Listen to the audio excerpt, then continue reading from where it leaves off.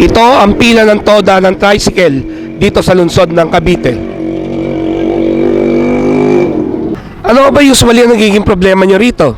Ang unang problema namin yung mga kolorum, halos wala na kaming kinikita. Kaya wala na rin kaming maiano sa boundary. Isa pa, pag nasiraan yung motor namin, saan kami kukuha ng panggastos? Kung kukuha kami sa 5-6, lulubog na kami sa utang nito. Paano yan? Saan kami kukuha ng pang-pyesa namin? Ito si Boboy. Araw-araw, maaga siya kung gumising.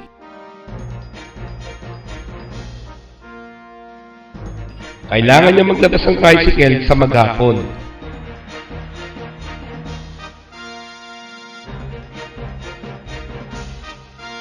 Ginagawa niya ito para may maipakain sa kanyang asawa at 4 na anak.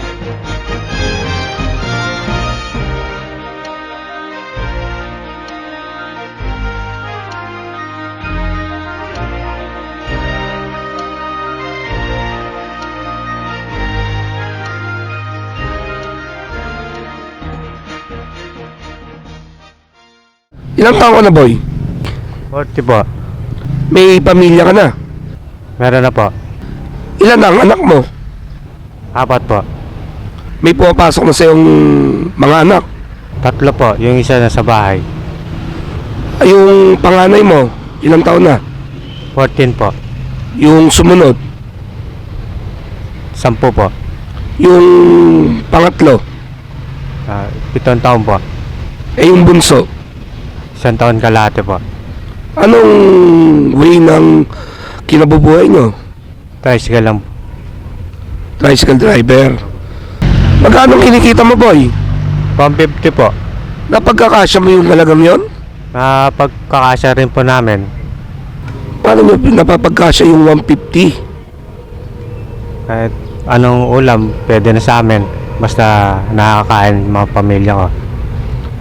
Hindi ka naman kinakapos sa halagang 150 kinikita mo sa araw-araw? Hindi naman po. Okay lang po yun. Paano kung sakali merong magkasakit sa mga anak mo o kung sino man sa pamilya nyo?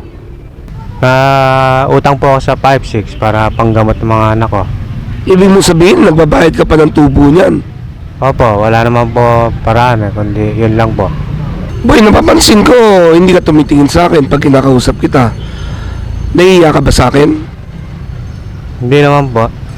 Kasi iniisip ko po yung kakainin po namin mamayang hapunan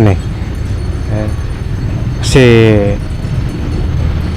dala lang po sa dami ng kolorum. Naiipit po kami sa mga toda-toda. Kaya hindi na rin kami kumikita ng maayos. Tuwing sasapit ang ika-11 ng tanghali, ay pupunta siya sa tindahan ni Aling Susan upang bumili ng pagsasaluhan nila sa tanghalian. Pilit niyang pagkakasyahin ang kanyang kinita sa oras na yun. Agad niya itong dadalhin sa kanyang asawa na isa namang labandera.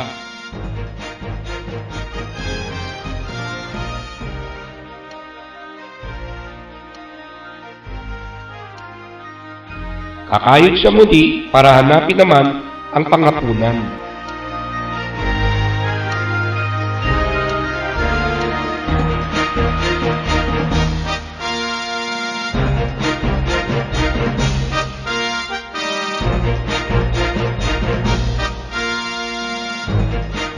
Pansamantala ay hinayaan muna namin na mamasada si Boboy.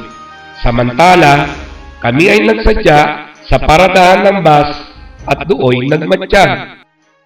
Kamusta? Malakas ba ang pasada mo? Malaki bang kinita mo ngayon? Hindi nga may laging loose boundary. Bakit? Gawin sa dami ng bus. Nung araw, malakas kumita, pero ngayon wala na, kukunti na lang.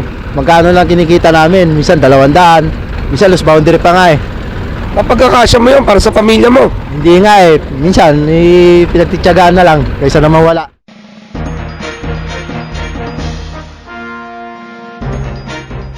Ang isang palatandaan na maunlad ang isang bayan ay ang trapiko. Dahil sa marami ang tao, nagsisiksikan ng pasahero. Sa aking nakita, ay halos wala nang sakay ang mga jeep at bus. palatandaan na kumukonti na ang mga tao na dito'y naninirahan. Kawalan ng trabaho, pagbaksak ng negosyo, at di magandang pamamalakad ng gobyerno ang ilan sa dahilan nito. Binalikan namin muli si Boboy. Inatan namin na naghahanda siya ng kanilang tanghalian. 1 kilong bigas at 1 latang sardinas ang kanilang pagsasaluhan.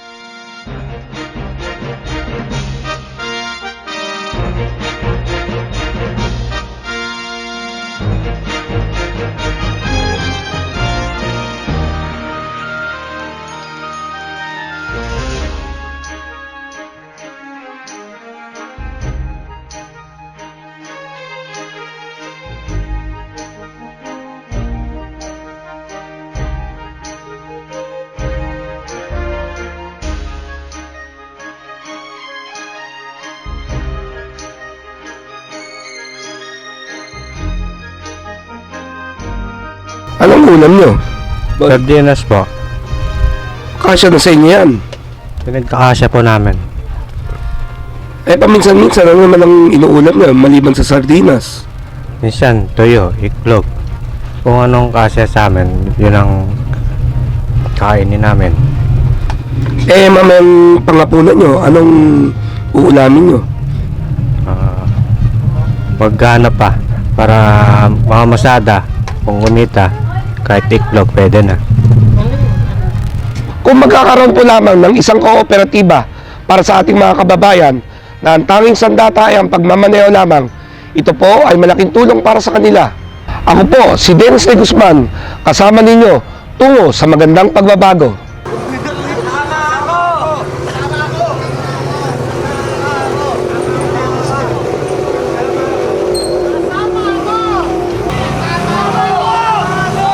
Sasama ako.